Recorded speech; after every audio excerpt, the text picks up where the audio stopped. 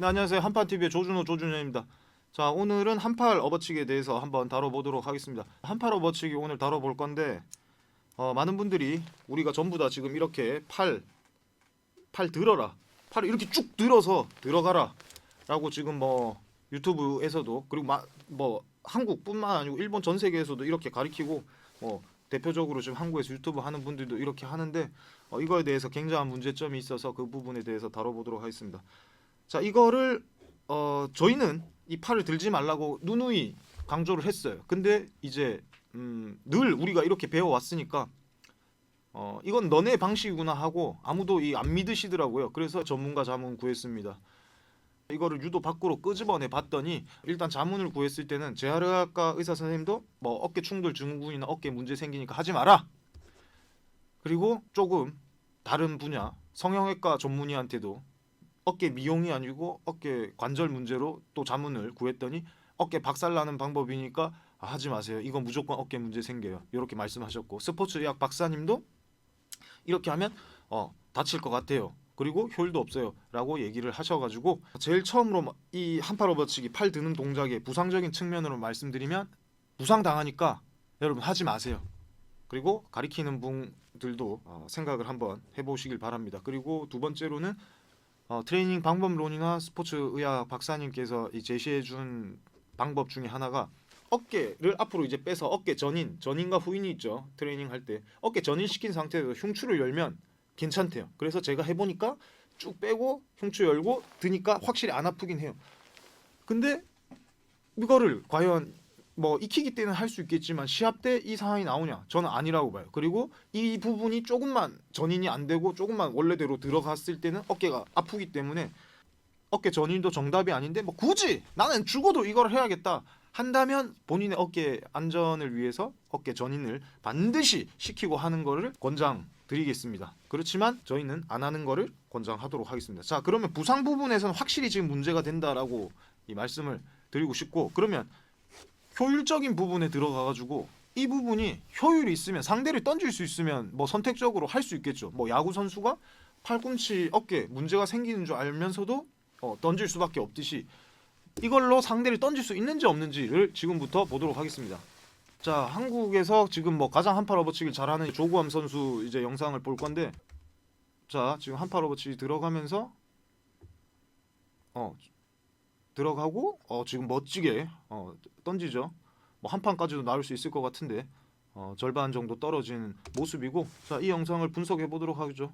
뭐 그리고 조구함 선수 빼고 나머지 다른 뭐 한팔 업어치 던지는 하이라이트 쳐보시면 다 같은 모양이에요. 자, 조구함 선수가 자 이제 지금 들어가기 직전이죠. 직전인데 여기서 과연 이 팔을 드는지 한번 보시죠.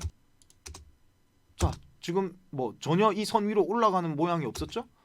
뭐 다시 보도록 하겠습니다. 자, 여기 들어가기 전에 이 선 위로 팔이 올라가는 부분이 있는지, 자, 없었죠? 그냥 뒤쪽으로 당겨서 몸쪽에 바로 붙여요. 이 부분에 대해서 설명 한번 해주세요. 예, 이게 업어치기가 혹은 앞기술이 날아가는 원리예요.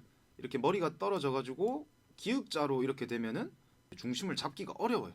그래서 이 영상 보시면은 조구함 선수한테 말려가지고 등에 엎혀가지고 따라서 이렇게 굴러가게 되는 거죠. 그래서 여러분들도 이제 뭐 지렛대 원리니 뭐 무슨 원리니 해가지고 이제 업어치기 모양을 신경 쓰기보다는, 뭐 모양도 물론 중요한데 상대방을 이렇게 기역자로 만드는 게 훨씬 더 중요하다. 그러면은 기울이기를 우리가 뭐 이렇게 위로 혹은 뭐 팔을 들어라 이런 동작이 필요 없죠. 어떻게 해서든 상대방을 기역자로 만들기 위해서 내가 체중을 싣고 손동작이 위에서 밑으로 이루어져야 되는 거죠. 그러니까 결론은 뭐냐면, 상대방을 이렇게 되게 만들어야 된다. 이렇게 만들려면 어떻게 하냐? 상대방을 팔을 잡아 끌어내려야 된다. 상대방이 팔이 끌려내려면 머리랑 뭐 이렇게 다 끌려내려서 이렇게 반으로 접히니까, 반으로 접히면 상대는 날아갈 수밖에 없다. 그냥 이게 유도인 거예요. 그래서 많은 분들이 이제 그 유도에 대해서 잘못 생각을 하고 있어서 그렇게 이제 가리키시는 것 같은데, 자, 그 다음에 하나 더 이제 말씀을 드리면, 부상적인 측면에서 효율이 없고 이 팔 드는 거에 있어가지고 많은 분들이 이제 두 가지를 얘기하죠. 공간 창출, 그리고 기울이기. 자, 상대방이 이렇게 지금 서 있어요. 근데 이 팔을 들어가지고 사람을 이렇게 기울어지게 만들 수가 없다.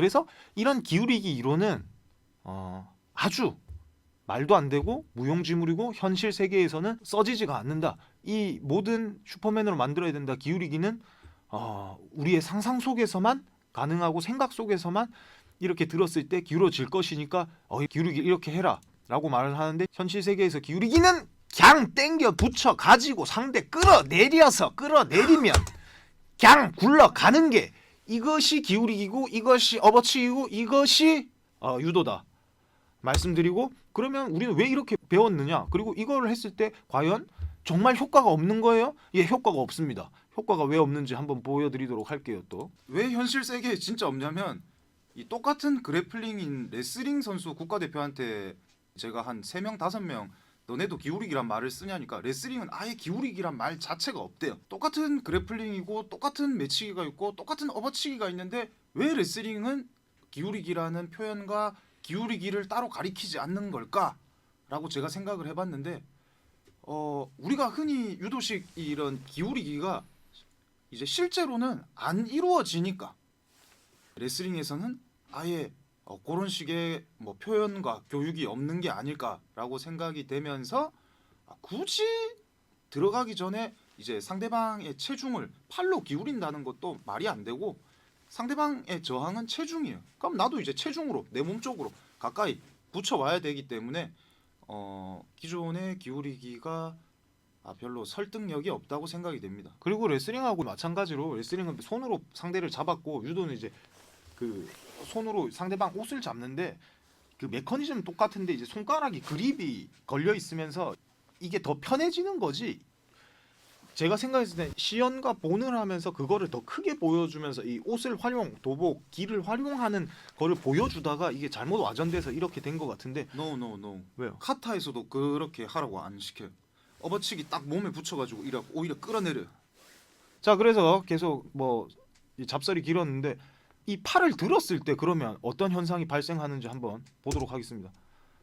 자, 지금 또 조구함 선수죠. 조구함 선수가 자, 팔을 들었어요. 과연 이 업어치기 성공할까요? 바로 60초 뒤에 공개해 주시죠. 바로 공개하겠습니다. 바로 빠져버리네요. 이유가 뭡니까? 업어치기는 처음엔 이렇게 해가지고 이제 또 뭐 기울이기 혹은 이 공간 창출 때문에 하라고 하잖아요.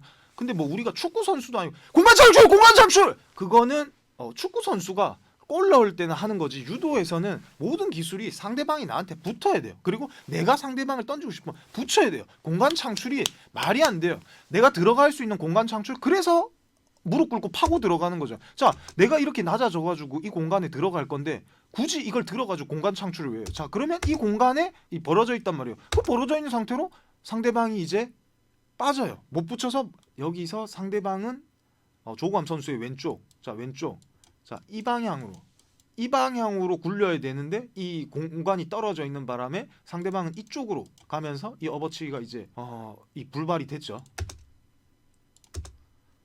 자, 불발이 됐는데 자, 업어치기는 이 붙여야 돼요. 지금 이 팔 드는 거 아무 효과도 없어요. 저는 그래서 이런 걸 보면서 정말 이런 생각도 해요. 뭐 조구함 선수 예를 들면, 조구함 선수가 이전 올림픽에서 이제 은메달을 땄죠. 은메달을 따는데 체력적인 문제가 있었어요. 체력적인 문제가 있었는데 뭐 코로나 때문에 운동과 이 스파링을 제대로 못해서 체력을 못 키웠다라는 문제가 하나 있었죠. 근데 여기서 그러면 체력이 없는 상태에서 최대한 체력을 안배를 하려면 찬스가 왔을 때 던져야 되는데, 뭐 이게 올림픽은 아니지만 올림픽에서도 이런 식으로 빠지는 부분이 많이 발생했어요. 팔을 이렇게 들므로 인해서. 거기서 팔을 바로 붙여서 본인이 던질 때처럼 던져서 들어갔으면 체력 세이브가 많이 돼서 정말 올림픽 메달 색깔이 바뀔 수도 있지 않았을까라는 생각을 해보고, 또 많은 선수들이 업어치기를 할 때 던질 수 있을 때 이 기술을 들어가는 게 쉬운 게 아니잖아요. 잘 들어가졌으면 던져야 되는데 못 던지는 문제가 발생해가지고 시합이 이제 뒤집어지고 한 판 떨어질 게 절반 떨어져가지고 역전당하고, 혹은 조구함 선수처럼 체력 저하가 와가지고 체력 세이브를 못해서 준결 결승에서 혹은 뭐 메달 결정전 8강에서 이제 진다든지 이런 문제가 발생을 하는데, 정말 뭐 올림픽 메달 색깔이, 인생이 바뀔 뻔한 색깔이 이 우리의 잘못된 고정관념 때문에 발생했을 수도 있다라고 생각을 하면서 이 부분에 대해서 우리 모두가 좀 진지하게 한번 생각과 고찰을 해보면 좋지 않을까 생각을 드리고, 자, 오늘의 결론: 한팔 업어치기, 팔 드는 동작 어깨에 데미지 가해지고 어깨 박살 날 수 있으니 하지 마세요. 그리고 효율적인 측면에서도 업어치기가 성공하는 게 아니고 실패를 하는 방법이기 때문에 한팔 업어치기 팔 들지 마세요. 그냥 바로 당겨 붙이시면 됩니다. 익히기도 바로 당겨 붙이면서 상대 앞에서 이제 도시면 됩니다. 그리고 저희가 이 컨텐츠를 하는데 많은 관장님들이 말이 많아요. 뭐 저희가 맞다고 해주시는 분들도 계시는데 너무 감사하게도 이 본인들의 티칭과 반대로 하고 본인들의 티칭을 이 깐다고 생각을 해가지고 굉장히 싫어하시고 싫어하시기 때문에 반대에 의한 반대를 하시는 분들도 계시는데, 이런 말씀 드리고 싶어요. 이 우리가 생체 같은 경우에는 즐겁고 안전하게 가 모토잖아요. 그리고 그 관원들이 오래 다녀주면 뭐 저희 같은 관장님들이야 좋은 거고, 근데 부상을 당할 수 있기 때문에 효율적인 측면을 떠나서라도 부상을 당할 수 있기 때문에 이 방법에 대해서 한번 좀 더 진지하고 깊게 생각을 한번 해봐 주시고, 자, 그러면 오늘의 한팔 업어치기 결론 말씀드리겠습니다. 자, 한팔 업어치기 할 때 팔 이렇게 들면 부상적인 측면에서 다칠 수 있기 때문에 하지 마세요. 효율적인 측면에서 업어치기 실패하고 싶으면 하세요. 업어치기 성공하고 싶으면 그냥 붙이세요. 냅다 붙여서 들어가시면 됩니다. 익히기도 그냥 냅다 붙이면서 상대 앞에서 돌아서 익히기 들어가면 됩니다. 그리고 여러분들이 생각해야 될 거는 상대방의 머리를 어떻게 낮아지게 만들 것인가, 상대방의 머리를 어떻게 하면 바닥에 끌어내릴 것인가만 생각을 하면 되시고, 아무쪼록 뭐 생체 쪽에서는 안 다치기 위해서 이 방법에 대해서 한번 생각을 해주시고, 또 엘리트 쪽에서는 상대를 잘 던지기 위해서 저희가 말씀드린 이 방법에 대해서 한번 생각을 같이 해주시면 참 의미 있는 컨텐츠가 될 것 같습니다. 오늘은 한팔 업어치기 여기까지 하도록 하겠습니다.